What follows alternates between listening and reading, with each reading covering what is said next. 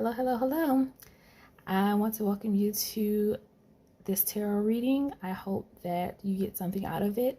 I want to ask that you kindly like the video and subscribe to my channel so that we can take this journey together, and go ahead and hit the notification so that you're updated whenever I post new videos. So you go ahead and do that. That's your task for this video. My task for the video is to interpret what could possibly be going on in your world at the moment. So let's get into that right now.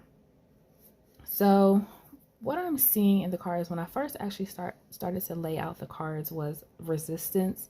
Like there was a lot of resistance or the energy of resistance when I started laying out these cards. And it's so funny that I kept, because if like when I was shuffling the cards, not that I'm not like super, but there was something about the energy of being resistant, and not necessarily that the cards were being resistant, but there was something about the energy that was making it very difficult for me to shuffle. And I got the message of resistance. And then when I pulled out the cards, the one thing that stood out to me the most is the Chariot coming through sharp as a knife. And the Chariot, for me, when I see the Chariot, I don't care if it's in a positive connotation or a negative connotation. It's a major arcana, so they very rarely are negative or positive. They're just about life lessons, and lessons need to be learned, whether it's a good experience learning them or a difficult. I would never say it's a bad experience learning life lessons, but it could be a hard experience, right? There's a saying, hard head makes soft behinds, right? And if you don't go with the flow when it comes to major life lessons, then you have a tendency to have a harder time with those lessons, and they can cause negative effects in your life. The Chariot is a life lesson, and the Chariot is one that bulldozes its way into your life. So if you think of the Chariot, I think a lot of people think of the Chariot as like a car. And it does come up in mundane readings if you want to read the tarot in a mundane day-to-day sense, as a car. Like you have car troubles and things like that. But it could also, and I'm going to read it that way because this could be something that has to do with someone's car and taking it to a mechanic, and someone lying to you about the work that needs to be done in order to get more money out of you. So there's like a warning for someone to be careful about if you are taking your car to someone. I would say get a second opinion about whatever is going on with your car, because there's someone that's trying to pull the wool over your eyes to get more money out of you. Somebody's lying about a car, lying something, even if like you're going to, you have it, in your head that you're going to go buy a new car. There's something here about somebody lying about features on the car, or what happened to the car, or how much the car is worth. I don't know if they really do that with buying cars anymore, but there's something here with lies regarding a car. So I would just get a second opinion, or kind of look around or shop around, right? But in a mundane sense, the Chariot can mean that, but in a wider sense, in the original intention of the Chariot is about life lessons, right? Because it's a major arcana. There's something here about force, right? The Chariot is force. It is unadulterated. All the major arcana, because it's force. It's something coming into your life, and it's going to happen regardless. It's like the idea of predetermination. Like this is going to happen in your life, and you can continue to fight against it if you want to, but the will of the universe will be done, right? And so that's the Chariot for me. And so it's one of the, I think it's really weird, but just the way that I read cards to pick up on the energy. But the Chariot is one card that I do not look forward to, because it's a very positive, like people, the connotation behind the Chariot is a very positive card, because you have certain cards that are just inherently negative, like the Devil, or people think are inherently negative, like the Devil and the Ten of Swords and the Death card, blah, blah, blah. But the Chariot is one card that I do not look forward to seeing in a spread. And then that is reinforced, because I'm thinking to myself, I'm like, am I being paranoid, or am I somehow projecting my own feelings about the cards onto your spread? Because at the end of the day, this is for the people who are watching. But then I look at the cards surrounding it, and you have cards that I don't know that anybody would necessarily want to see in any sort of tarot spread. You have the Seven of Swords, the Five of Pentacles in the reverse, and the Six of Pentacles in the reverse, and the Three of Wands in the reverse. So it's a lot of waiting and expecting something to occur that does not occur. So there's something here about receiving what was owed to you that's not coming. So there's something here about someone, in the worst case scenario, this could be a theft of a car. And I don't want to say that, because I do not want to put that out there. And if ever you hear something in a reading that you do not want You don't want it. This is the one thing I would suggest. As soon as you hear it and you're watching and you're like, this might resonate with me, and you hear something that's really devastating that you do not want for your life, say, I do not claim that. I do not claim either that reading, or I do not claim that part of a reading. So you can just say, I do not claim that, and put that out there to the universe, that I don't claim that, because I don't want that energy being brought into my life, but I have to say it because it's here in the spread. So that's my responsibility. If this is something you do not want for your life, which I cannot see anybody wanting, you just say, I do not claim that. But there is something here about the theft of a car, or the theft of a car, but then not having enough money, because there's something here about the authorities not being able to recover what was stolen. So there's something stolen, not being able to recover it, and then needing to find other means of transportation and not having the money and things of that nature. So that's the messages I'm getting there. But I want to get into this reading as it pertains to romance and try to figure out what exactly is going on here, because you have a lot of cards of will, someone trying to impose their will onto a situation or onto a person. So you might be dealing with a person who's coming up a little pushy.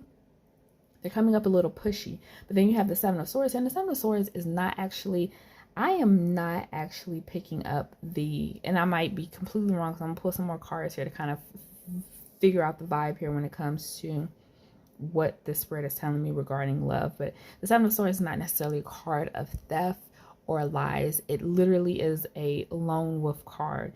And the Seven of Swords coming up in this reading tells me that there's something here about inner voice. Like there's something here about listening to your inner voice. There's like an inner voice that's trying to knock on the door to let you know something isn't exactly what it seems. And then also the Seven of Swords is a card of being a lone wolf, doing things on your own. And that, coupled with the Chariot, kind of also tells me that there's something here about doing something on your own. So if you're in a relationship with someone, or you're dating someone, there is a message here of not being so controlling and feeling the need to do everything on your own, because one mark of being in a relationship is that it's a partnership between two people. So I feel like somebody's feeling left out in the cold in this relationship. Someone's feeling not useful. And I think one of the things that, without getting into, because I don't like it, because that's just not how I vibe or operate, or my energy of tapping into stereotypes of men and women, because it's very 3D. It's very of this society which we have built, and people need to understand that roles that we have built in the society are roles that we have built that are granted based on our perceived knowledge of the way that biology works. So it's not all wrong, but there are still roles that we as a society have we created. So in my energy and my spirit, I don't necessarily adhere to those roles, but because it's here, I'm going to say it. And because we live in a 3D, I'm going to say it. We don't live in a 5D. We live very much in a 3D. So that's what this reading is going to be about. There's something here about roles and gender roles. So if you are and I would say, because you could be a female dealing with a female who has more masculine energy, you could be dealing with a man who has more feminine energy, but there's something here about the masculine energy in this relationship not feeling useful, and that is a problem. It is a problem. It can be two masculines dealing with each other, but there's something here about a masculine energy in this relationship not feeling useful. And that, you might say, you might be listening to this, you might be, taking this in and thinking to yourself, that shouldn't be a problem. But the fact of the matter is, it's a problem. It's a huge problem for masculine energies to be in a situation, specifically a relationship, and not feel useful. So there's something here about not feeling useful, that their time is being given, but it's useless. Have you ever felt it's like a void, like being in a space, a waiting space. Like I just keep getting a waiting room, just being in a space of waiting, being there because you need to get somewhere. Like I have to be in this waiting room to get to the optometrist, or get to the tax professional that I need to see, or get to whatever you have to wait in the line to do. There's a goal at the end of that line, but there's a long wait. And as humans, it's something about the idea of waiting, specifically in a line, even though there's a goal at the end of that line, there's something that feels very unuseful or wasteful about having to wait in the line. And that's one of the biggest problems that people have, a waiting in lines or waiting for services. I know that I'm going to get a service at the end of it. And in this case, the service is the relationship. It's you, right? Or this is how you feel about someone else. I know there is a goal at the end, which is the person, which is the relationship,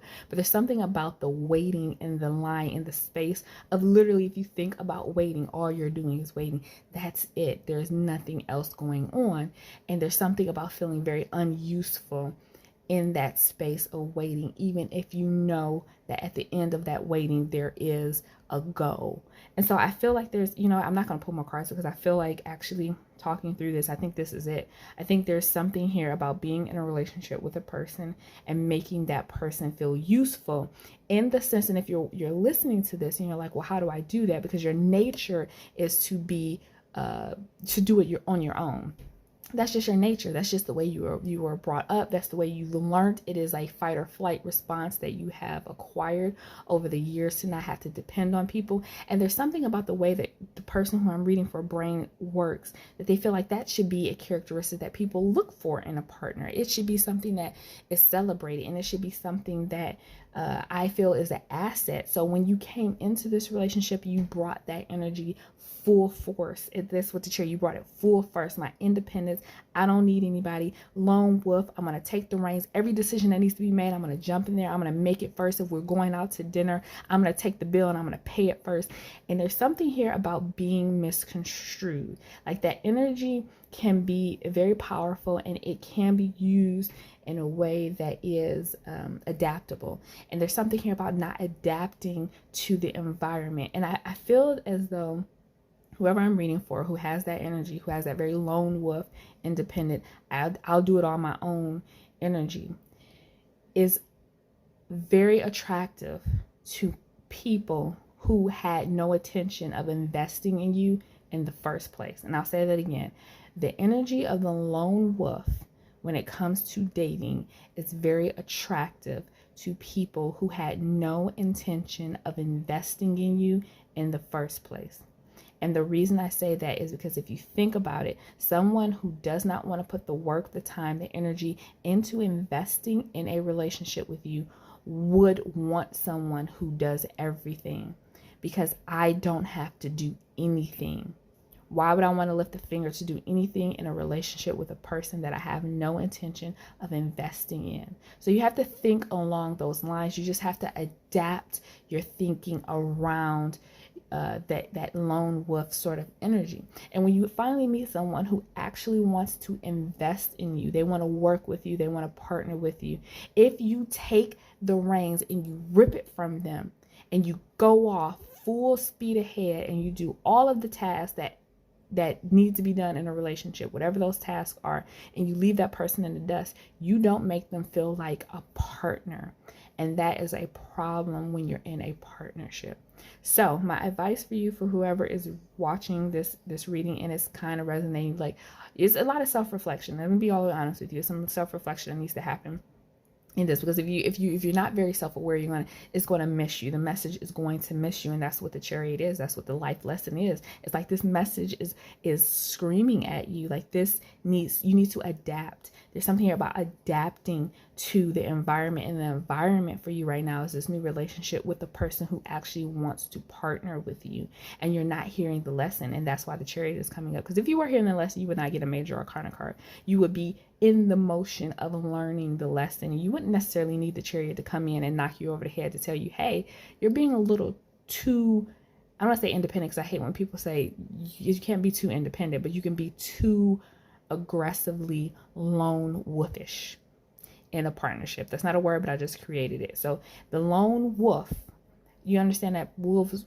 roam in packs, and they roam in packs for a reason. There is a reason out in the wild why wolves pack together, and that lone wolf is vulnerable. And I know you don't want to see it as vulnerability. And when you meet predators, it might not be necessarily a vulnerability, because you know how to evade, you know how to gather, you know how to get what you need, and you know how to move on. But when it comes to a partnership, let's say you meet a pack of other wolves that want to partner with you, that want to help you, that want to help you get through the wild, and you have this mentality of, I always did it by myself, I don't trust anybody, I can't depend on anybody. That's not going to work well with that pack of wolves, and they could be a benefit to you, an asset, because they want to help you. And that's the idea of a partnership. You met someone who wants to help you, that wants to be a benefit, that wants to come along the ride with you, but you're so stuck in that lone wolf mentality that you are leaving them in the woods by themselves while you go collect the whatever wolves collect to survive. I don't know how wolves live,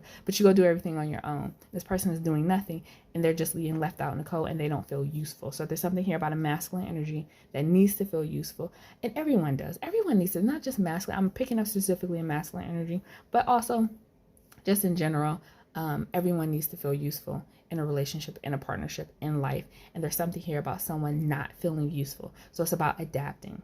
And so that's really what the message that I'm getting here. I'm just going to pull the reading. Okay.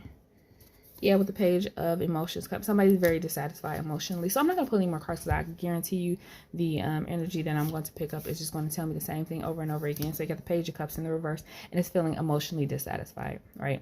Like somebody's emotions aren't being fed, and their emotions are directly tied to the fact that they're feeling very unuseful in this relationship. So the message here is about adapting. Adapt that lone wolf energy.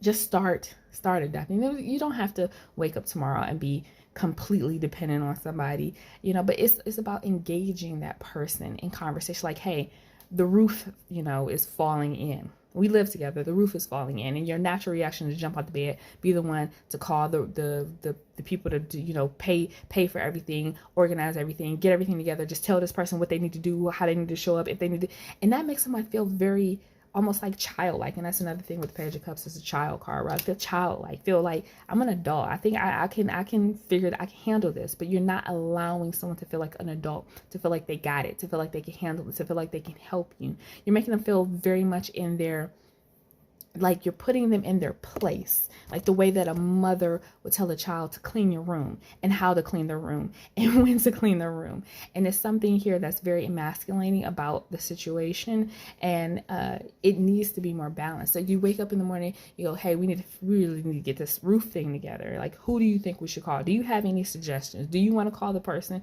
Do you want to organize it? Maybe I could stay home and wait for them. Like, how do you want to work this out? Like, what do you suggest we do? Bring that person into the conversation. I'm just using that as an example, but whatever it is that you feel are major things in a relationship or major plot points in the relationship, involve that person in the conversation, involve that person in the direction of the relationship, and don't be so quick to take the reins and direct the relationship all by yourself. Okay, so that is the message that I'm getting. I really hope that helped. It was more of an advice reading for people that are watching this, but there is something about someone you're partnering with who feels very much left out in the cold when it comes to the direction and the effort that's being put into the relationship. And this person actually wants to be in the relationship, and right now they feel like a passenger in the car of the relationship, and they need to feel like they're equally giving and equally important in the relationship. Okay, so don't forget to like and hit the subscribe button. Don't forget to hit the notification, and I will see you next time.